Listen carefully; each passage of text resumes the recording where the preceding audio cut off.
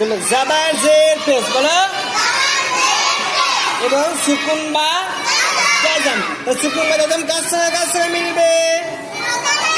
জাবার জের পেশের সঙ্গে মিলিয়ে উচ্চারিত হবে। এ একা একই উচ্চারিত হতে পারে না। কে একা একই উচ্চারিত হতে পারে না? এ সুকুন বা জাজমটা একা একই উচ্চারণ হতে পারে না। এই ওগুলোর সঙ্গে মিলিয়ে উচ্চারিত হবে। বুঝতে পেরেছ? চলো নফ আল নুন ফা জবর নফ আইন লাম জবর আল নফ আল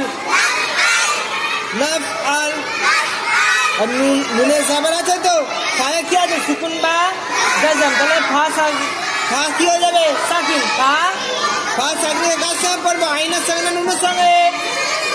কেন?